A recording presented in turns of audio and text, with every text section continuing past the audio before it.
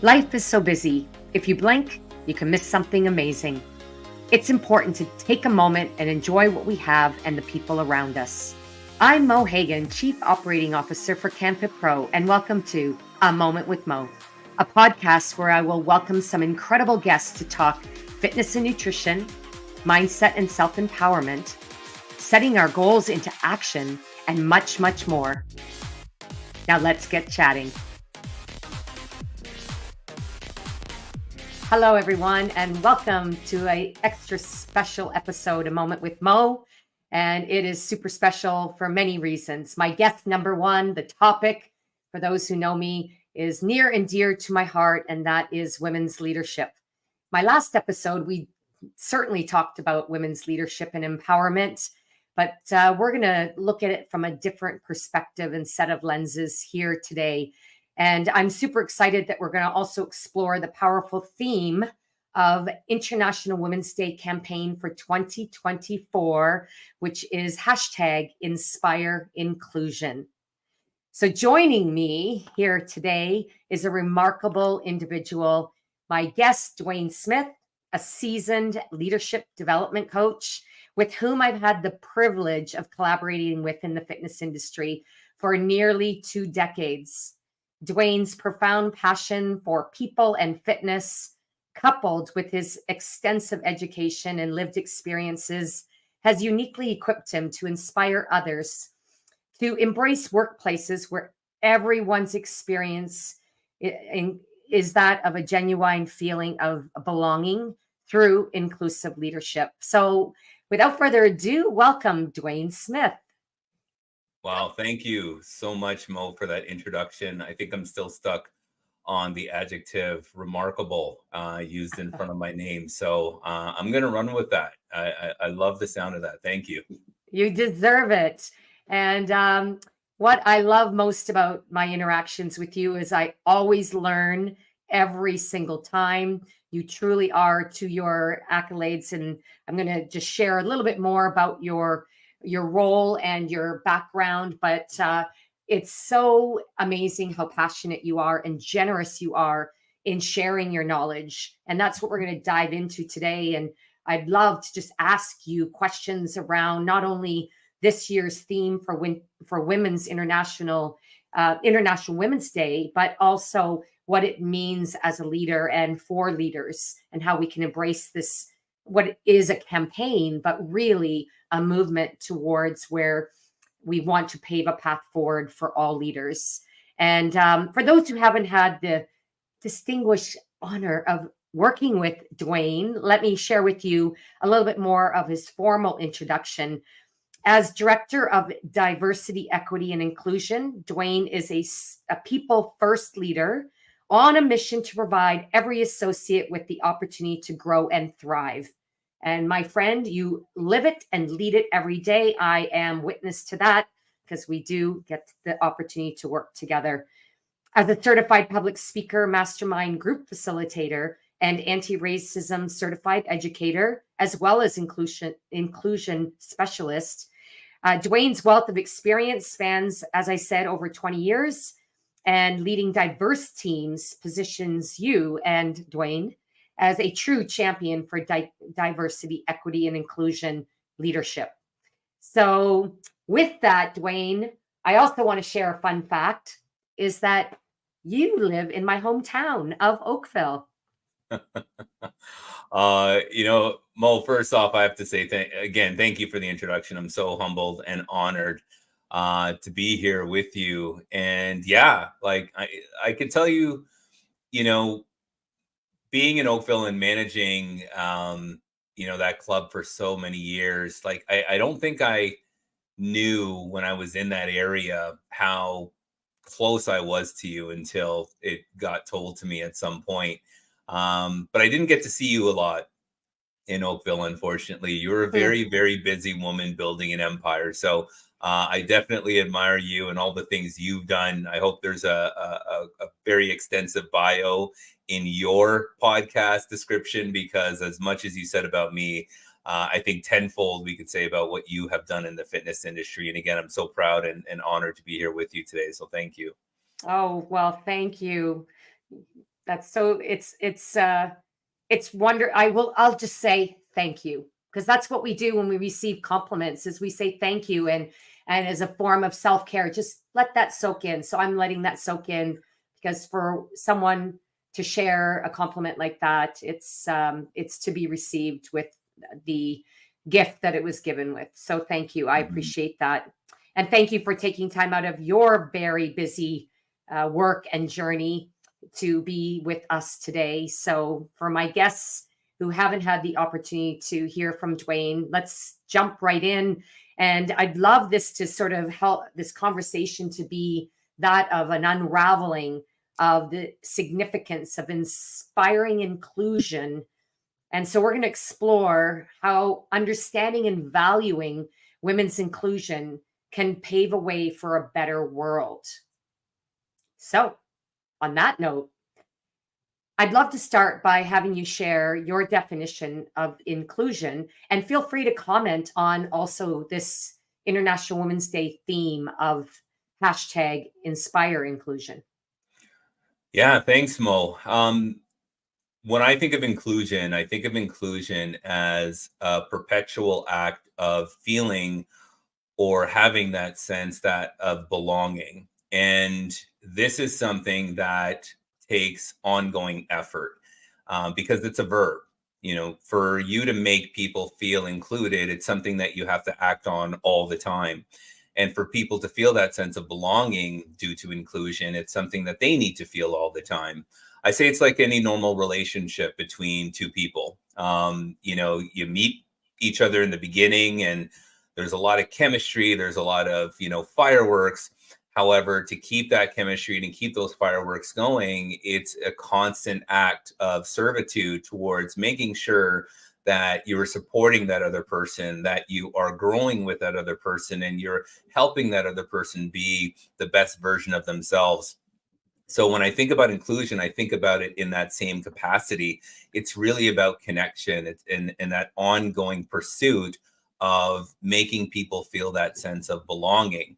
And, you know, when I think about inspiring uh, inclusion for the theme this year, the first thing I actually think about, you know, obviously I just talked about my definition of it, and based on it being a verb, and that constant ongoing presence and activation of making somebody feel that sense of belonging. I think it starts with demystifying diversity, equity, and inclusion.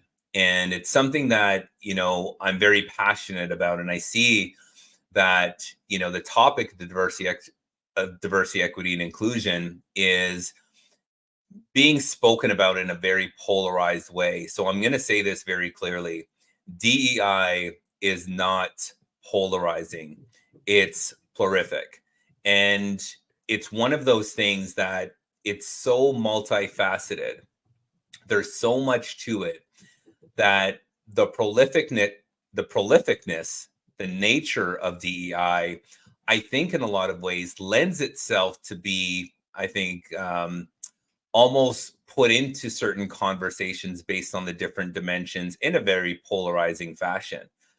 And I think once we demystify what DEI is, what it's about versus what it's not about, I think you'll find that more people will be comfortable in inspiring and inclusion. And I'll give you an example how I just started answering your question in terms of my definition of inclusion, and I related that to partnership and building a relationship.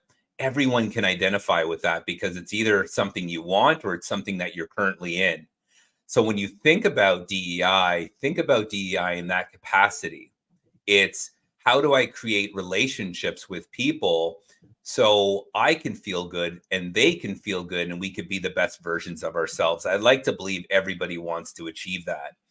And I think as long as we understand the definition of diversity, equity, and inclusion in the sense that it's plurific, it's not polarizing, then I think people will start to get, you know, come to terms and understanding that I can inspire inclusion. It is multifaceted, but I don't have to be a part of these conversations that are very polarizing because they're not really helping moving the needle in a positive direction. They're just, you know, conversations that I think are taking away from the majority of the people who are having really good constructive conversations, which is, how do I inspire inclusion? How do I create great partnerships, great relationships, both professional, both personal, and both, in business? And I think as long as we start to break down the demystification of DEI and really look at it for what it is, I think people will be more inspired to inspire inclusion. I love that. People be more inspired to inspire inclusion.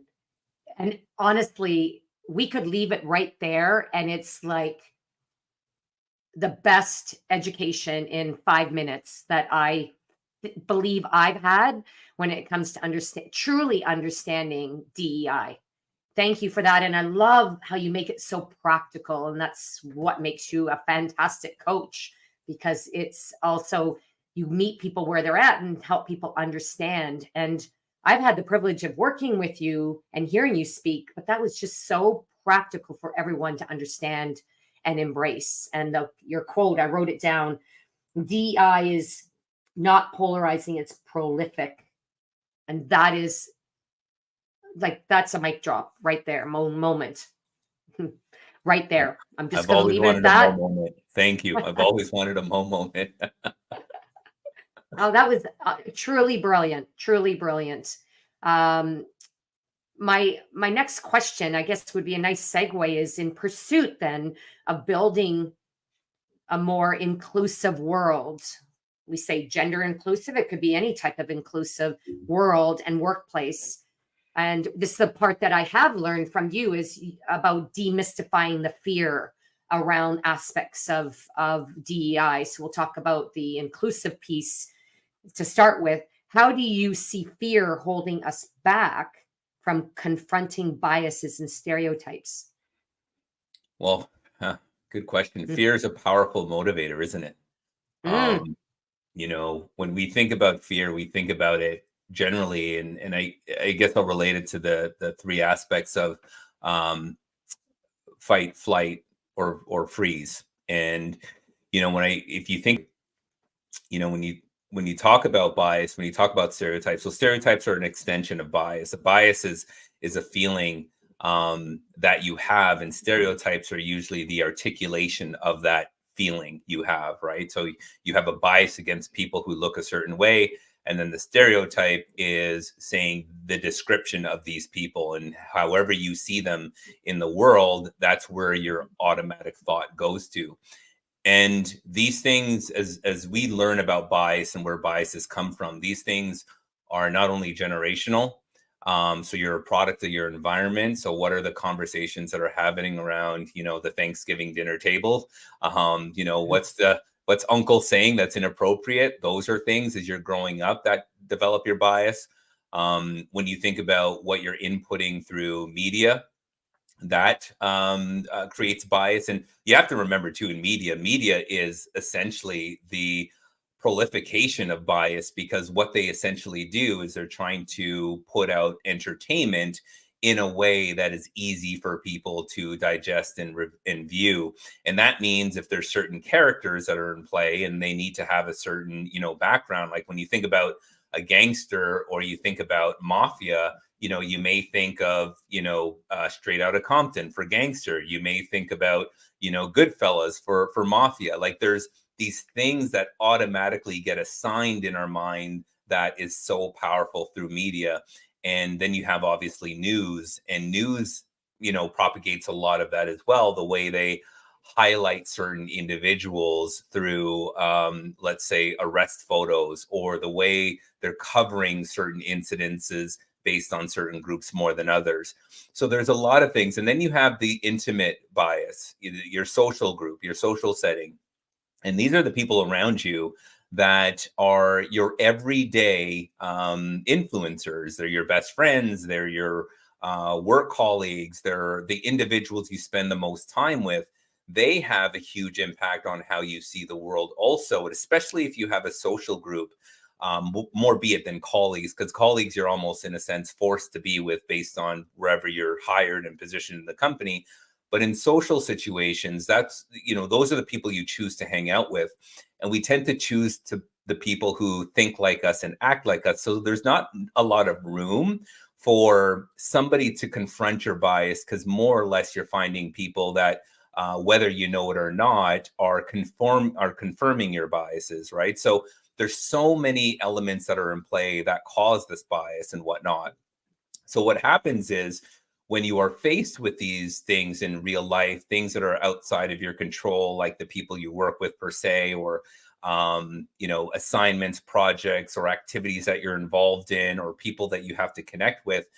I think when you are faced with these fears, a lot of the time it falls into those three categories of flight, freeze, or fight. And when I talk about flight, that's the disengagement. That's a person who chooses to disengage from it. And it's about that avoidance. It's one of two things. One, I'm going to avoid it because to me, I don't care about it. It doesn't matter. I'm going to think the way I think and that's it.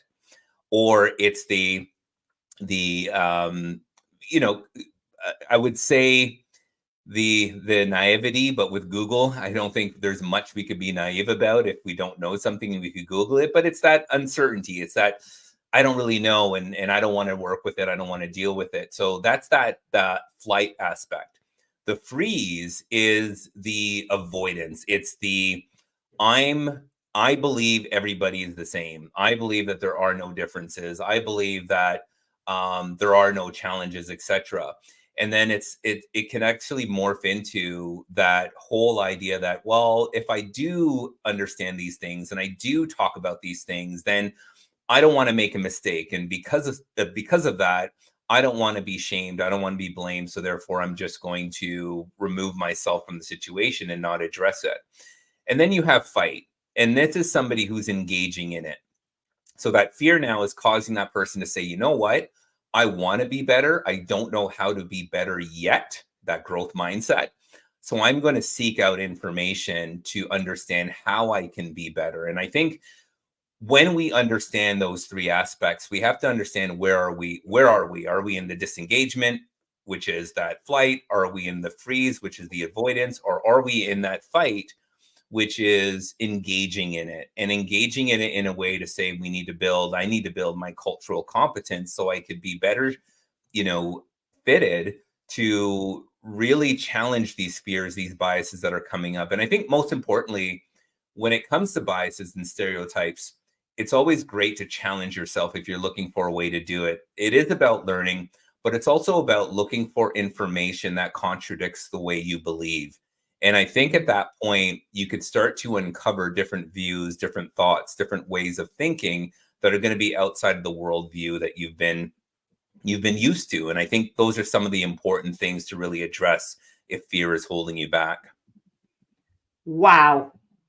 I'm listening and I'm thinking how you related fear from those three aspects and then use that to explain how we react, how we act, how we choose to be, and how we can also engage with. And I'm thinking to myself, I just wish I had a teacher or professor like you when I was in school, or now in my post-secondary, my career. I am privileged. I get to be educated by you, but that is fascinating how you align that all together. I've never heard it be described as you've described the fear aspects. I always, we all, especially in the fitness industry, relate to the fight flight. We all relate to that, but I love how you relate it to fight, flight, freeze. And you started with that. That's so amazing, Dwayne. And can I tell you why I do that? Is I want to make people understand, or hopefully influence them to understand, that what we're learning in diversity, equity, and inclusion is not new. There are already concepts in our own lives that we have already been taught, that we have already adjusted to, that can be applied to understanding diversity, equity, and inclusion. Because I think part of the challenge in getting more, I think, support for diversity, equity, and inclusion is our people are thinking as though it's this outside new thing that they're going to have to learn, that they're going to have to put in all this work. Like you talked about, you going through schooling, you weren't educated on this. So naturally, a lot of people who finish schooling and are somewhat, in depth in their career are thinking, oh man, I got to learn all of this now. So it seems daunting. It seems overwhelming. So if you could take this information and already adapt it to principles, to learning, to understandings that people already have as a foundation that they actually got through school system or they got through leadership programs, it makes it a lot more palatable for people, so they could absorb that information, connect with it better, and then apply it equally as great. Mm-hmm. I absolutely loved. I felt inspired right away when you talked about look for knowledge that contradicts your own current knowledge. I thought, wow, we naturally as humans would not do that, but it is empowering when we do. I feel like Mhm. that's the way we help pave a path forward, as we mentioned at the beginning, is not just, embracing the knowledge, but actually contradicting what you naturally seek out for knowledge, as well as for groups that are your network. I've learned that, is how do you do that with not the fear but the courage to expand your purpose through your knowledge and understanding and Mhm. embracing it. So thank you for that, because it's right away, it's like, okay, what I'm going to look for now that will contradict what I think I know to be true, because then that way it opens doors for seeking new knowledge that you would naturally not seek out. But that is truly an epic leadership development tool that Mhm. I feel that you've now shared with me and to everyone listening and watching here. So thank you for that. I guess, we move from the philosophy around, how we um, face our fear and how we can confront it and use those three aspects. Um, I guess the next question I could ask is, what would be one way or some ways we can work towards cultivating our courage to confront our fear? You've mentioned a number of that. Is there anything else you want to share about how we could confront our fears to therefore create change? Mhm. Yeah, it's a really good question, because I think we always have to have that somewhat of a roadmap on what do we do next. And Hmm. as you're saying that, Mo, the first thing I think about is cultural competence and growing that. And this is a very important aspect, and it goes back to what you were just outlining, of seeking out information that's different than the world and the information that you've always been provided or you've always been around. Um, that's important to build your cultural competence, because if you stay within the ethnocentricness of your own worldview, then you are only going to not only see things through your own worldview, but you're only going to respond to things from your own worldview, which means that there's going to be a lot of people who don't see the world the same way you do, don't have those same experiences, that are going to be left out, whether it's relational, or emotional or social or whatever the case is. So I think it's so important to build your cultural competence. And, here's the thing. I think, going back to the fear, part of that fear of doing or saying the wrong thing comes back in some cases based on, actual evidence of something that somebody said to someone else and it didn't go well. And here's the thing I always tell people is that no matter what, your impact trumps your intention 100% of the time. And this is where a lot of people get stuck. And this is where you get into a lot of that polarization in a lot of cases, where you get, people really fed up about DEIs because they're afraid to make mistakes, because they've made a mistake. They've said something to somebody that was a microaggression, but they didn't, understand. And then all of a sudden they're stepping back and they're just like, well, I'm not going to say anything anymore because, you just get attacked and I don't want to feel that way. And for me, for an example, I remember, um, there was, I was at my neighbor's house, and it was a really awkward situation because he had his family there, his wife was there and everything. And then they had, his parents there, and they came over, and I was kind of like sitting in their backyard, and they had this umbrella that was covering the seating area, a little bit of a canopy somewhat. And everyone was sitting under the umbrella. And sorry, I should have started with this. The family is Portuguese Italian, so they're white. and they were sitting under the shade, and it was very sunny outside. And I had to sit on the side where there was no shade. And I remember the neighbor, my neighbor's wife says, "Hey, do you want to come sit under the shade?" And it was a little bit of a cool day. And I'm like, no, it's totally fine. I don't mind getting a little bit of sun anyways, because it's warming me up. And I remember the grandmother's mother says, it's okay. His skin doesn't burn anyways. And it was funny because she said it so, like, just easily. It was just like a comment she just said. And I just sat there and I was just like, I looked around, and I don't even know, I can't even remember the responses, like the visual responses from my neighbors, but it was almost like I could tell they didn't notice, but they could have noticed. It was very hard to read. Mm. And I had a decision to make at that time. Do I call them out or call them in, or do I not say anything?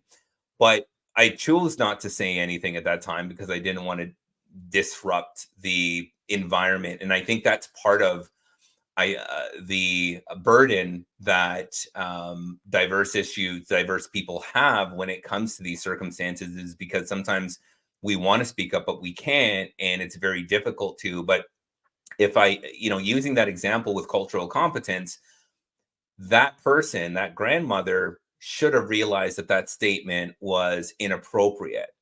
And the only way she would know that statement was inappropriate is if she has done some cultural research and had some competence and understanding that comment itself is a very discriminatory comment. Now, she didn't have the intention. I know for a fact, Mo, her intention was not to insult me. Her intention was not to be a racist by any means. Was not meant to discriminate me in any means, etc. She honestly said that with all the knowledge and all the experience she has had of her world up to that point. But she didn't realize that the impact was negative. And the only way to lessen that gap, for you to feel more confident about the intention that you have, which is typically always good, versus the impact of how it lands on that other person, is building your cultural competence. That's the only way you can lessen that gap, to have more confidence that the intention of whatever you're saying or doing is going to have the impact that you desire. Wow. No matter what, your impact trumps intention, and your example brings it full circle. Now, if grandmama had the knowledge and realized in the moment that what she said was absolutely inappropriate, what would have been the ideal situation for her to follow that up? What would you, because I've been there, done that, not that comment, but I've, put my feet in my mouth. And I just recently had it. I mispronounced somebody's name, assuming something. And I'll share with you what I did after. But what would grandma do to have fixed that situation, made it better, made her intention actually be good? Yeah, it's a great question, because you're, and it's interesting that you're asking that question, because that would actually entail her having I the know. idea that what she said was inappropriate. And it's like the word just spat out of her mouth, the phrase, and she just realized that moment. I don't think she would have realized. I don't think she would have realized unless I called her out on it. Yeah. But I'll tell you this: I have a very, and remember, these were my neighbors. So you don't want to have a bad relationship with your neighbor, right? You don't want it to be awkward. And for me to call out the mother at that point, it would have come off confrontational, I think. And not to say I would approach it with a derogatory term, but I would have said to her, can you help me understand why you believe my skin wouldn't burn? And what that does is open up this, oh, okay. And then the response probably would be, well, I didn't mean any offense. Now I'm put in the position where if I continue to go down this lines of saying, well, it was offensive and I need you to know that, where I could look too insensitive. I could look like I've blown it out of proportion. So that's the burden on the individual that has to deal with that impact, where it's hard for them to address it because they're not they're not comfortable or not confident that that person has the humility to say, wow, I had no idea. I apologize. I will Hmm. do better, you know? But I don't think there would be a world or a situation where somebody would have said it and then realized it was a mistake unless the person led on to it. Right. Yeah. Read the room, realized what they said. And Hmm. I think, with the power of that knowledge, or that realization comes the responsibility to do better, whether it's in Hmm. that moment or to at least learn from that experience and be mindful as you move forward in, you know, the next experiences that you'll have. Yeah. Exactly. Yeah. Exactly. That's where growth comes. That's where the courage to reflect Hmm. and to, either understand that situation and learn from it or apologize. And And that yeah. and think about how often that happens every single day in, Yes. workplaces around North America. It happens often, and a lot of the times it doesn't go Hmm. addressed, Hmm. and that's the burden that the person has to deal with, where every day they're facing these little microaggressions. Hmm. And I could give you a slew of them, which I won't, but these are the things that, where if we're to cultivate real change and confront our fears, for me, I think my response is important. I come from a different place because I absorb myself in this world a lot. So for me, calling somebody in would be something that I would do, um, more, I think, as a compassionate road to help this person grow. However, there's other people who are probably fed up, who are like, you know what, enough is enough. What you said was racist and you're despicable. And what that person does at that point is just, they freeze up and they're like, well, I just made a mistake. It wasn't my intention. And now I'm being yelled at by this person. And then that just erodes the situation even more. So there are things that we have to be sensitive to. But it's incumbent on ourselves to do the learning, right? We shouldn't be putting other people in that situation. And that's why building your cultural competence, if you are working with people who are different than you, take it upon yourself. If you walk on a team and there's a team of different people, maybe it's somebody with a disability, maybe it's somebody from the LGBTQ2 plus group, maybe it's somebody from a different religion. Take it upon yourself to do your own homework, to understand the nuances, the nature, the experiences of those identities, because it will help you feel more comfortable when wanting to relate with them later on. Mm. Again, it's not their job to teach you. If they're open to have a conversation because it's natural, hey, Mo, I want to know what your experience is like being a woman in, the business world. Like, tell me how that journey was for you. Like, those are questions that you can ask based on where you are with that relationship with that individual. So, and they are willing to talk about their experience. Hey, if you're a new immigrant or newcomer, what was your experience like transitioning into the country? What are some successes you had? What were some challenges you had? Like, these are caring conversations, compassionate, caring conversations that you could have with people, that will prepare you to make sure that you're appropriately engaging with them in ways where it will start to make you feel more safe in the way you do it. So you're not kind of straddled by fear of saying the wrong thing because you've done the work on your own. And then you've also taken time to get to know them. Mm. Love that. Bookend it.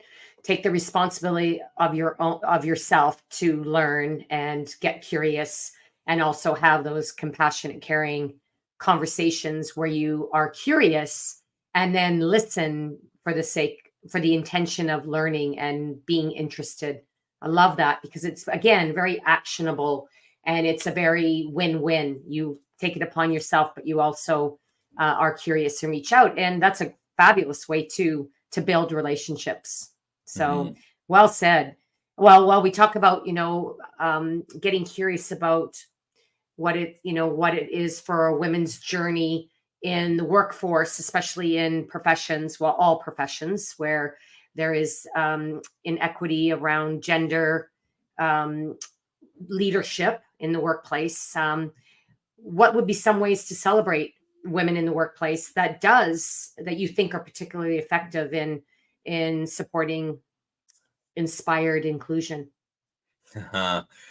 Yeah, I think one thing I would think of is celebrate the women that are in the organization currently, and women that have been in the organization in the past. And I think it's important to highlight their achievements, their bios, their stories, their experiences, because it goes a long way when you profile them. And people from the front line, all the way to the C-suite, can really see those journeys, can really start to identify, oh, these are the experiences that individual had, and look at the successes that they had as well. So I think sometimes we don't have to look much further than within our own organization, and approach those women who are still there and say, hey, we would like to profile you. We would like to really put you on a platform to show everyone, your achievements, and to really highlight that. And I think giving them that platform, giving them that notoriety, I think is very valuable, especially for people coming up, so they can see what it is and how they can be. I think that's one way to do it. Another one too, it's really important with women, is to show the diversity. So really profiling women of color.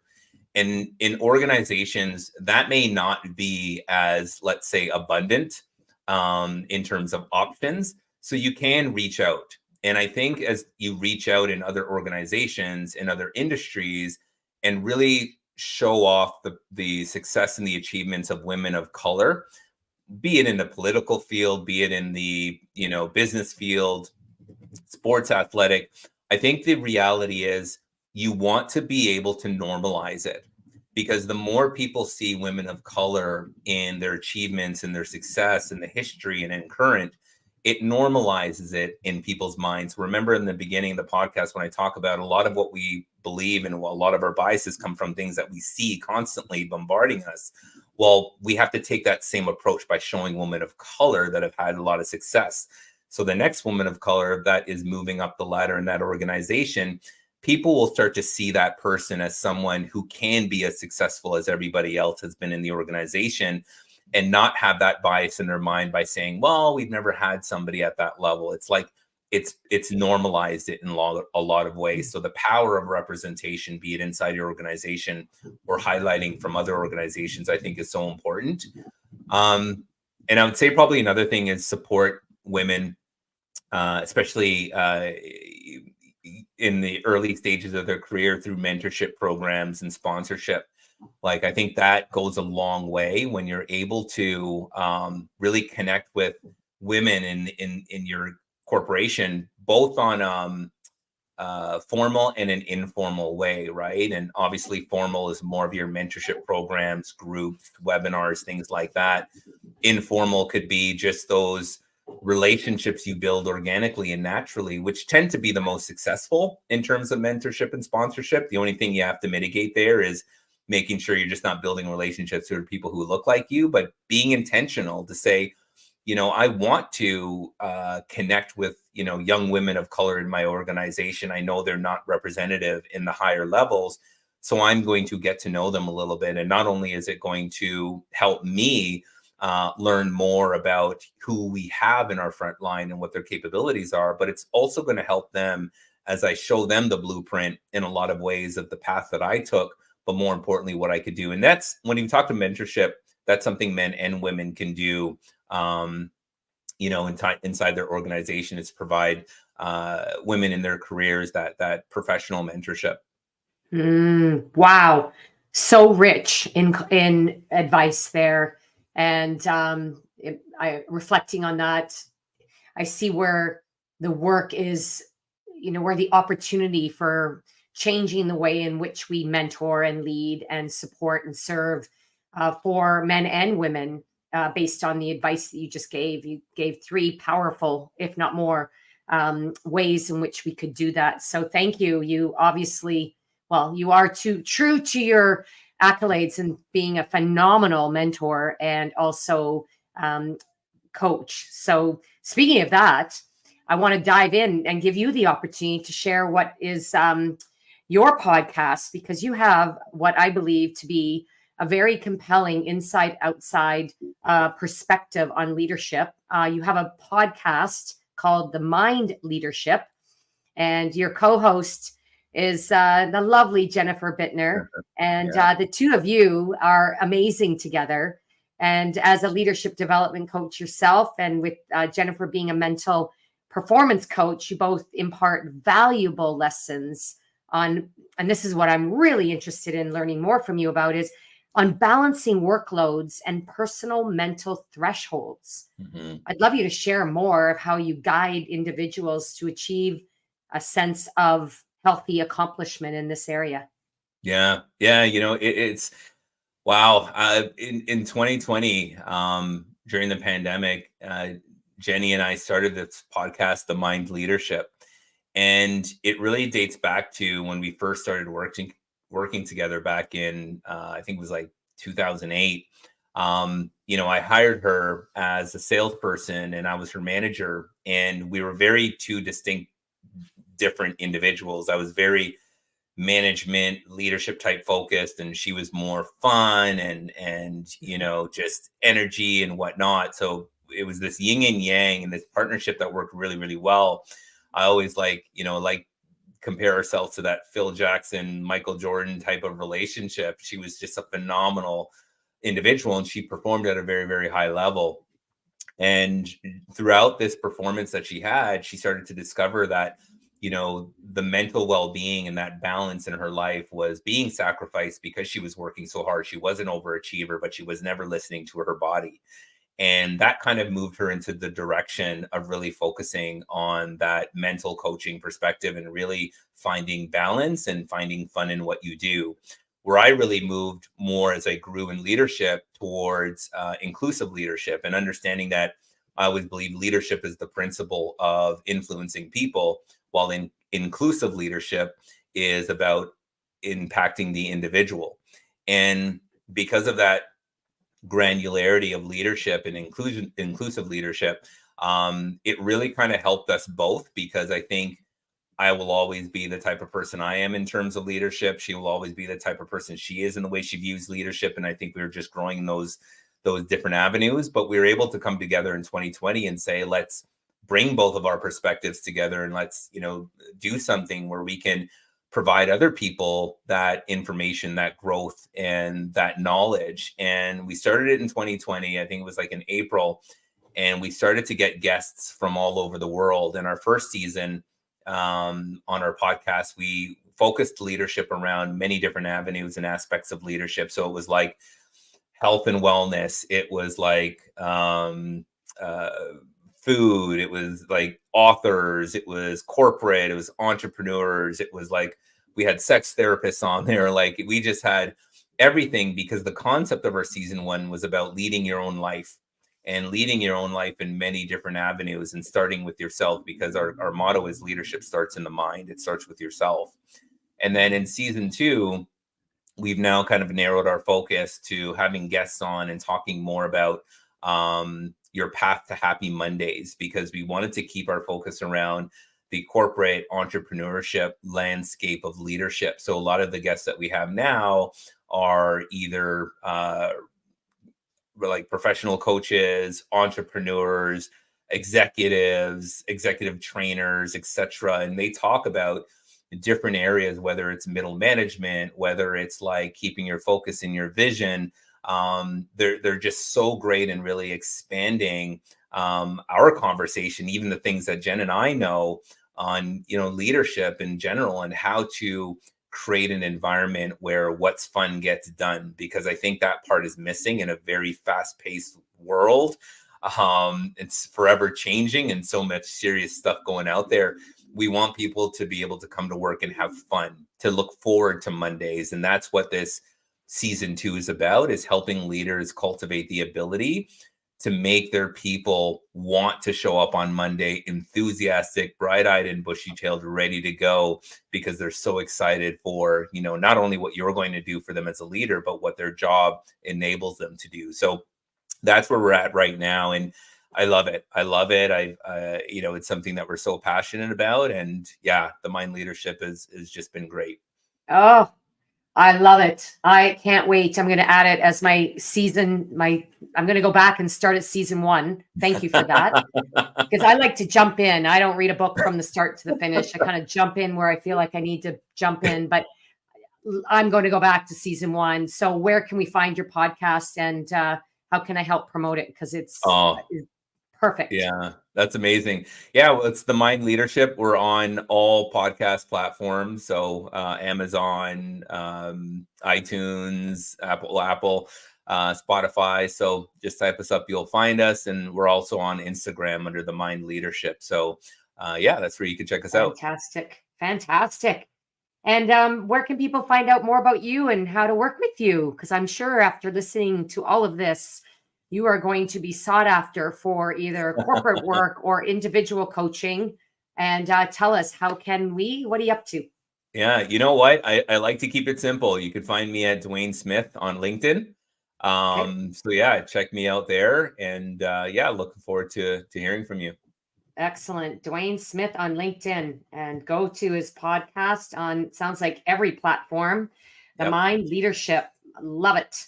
Well, as we wrap up, I just want to, first of all, thank you. I'm sure our listeners and viewers are going to absolutely take notes and come back to this episode more than once. The nuggets of knowledge here are so invaluable, very rich. And I really think that, women themselves, they're inspired to be included. There's a sense of belonging and relevance and empowerment that we're all desiring. And I know with the environment that I work in, um, allies to everything related to women's leadership is becoming stronger, and it's moving in the right direction, but there's still a lot of work to do. We need to do it together. I loved your recommendations about mentorship, and also collaborating with those you work with and the communities that you are in now and that you want to enter into or be curious about. We really have to do this together. And I have this quote I want to end with. And then, Dwayne, I'm going to turn it over to you for the last thoughts. You're going to follow Gloria Steinman. No pressure. Oh, no pressure. This quote I found, it's been in my journal for years, and I thought it was perfect for today. And Gloria's quote is, "Don't think about making women fit the world. Think about making the world fit women." Hmm. Your thoughts, or how would you like to take us to the finish here before I sign off and conclude this? That's a very good one. I actually have one, and it's the first one that popped to my head. It's and you may or may not know this one, Mo, unless you're into anime, but it's from a movie called The Afro Samurai. And in the movie, he constantly has this saying that he says as he's moving through, "My aim only is to move forward." So that has always sat with me. We always have to continue to move forward in our journey, no matter what that journey is. But moving forward means we're growing and we're learning and we're adapting and we're evolving.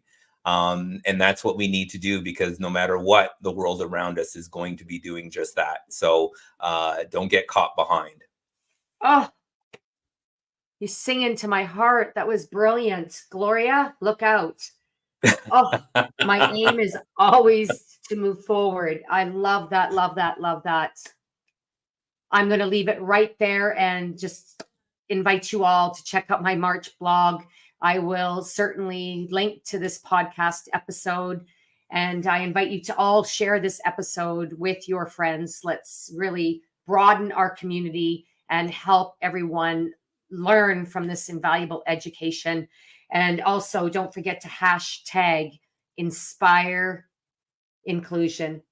We're all responsible for a more inclusive and equitable future. And that's right. Our aim here today was to always move forward. Thank you so much, Dwayne, from the bottom of my heart to yours. I appreciate you. And thank you all for joining us.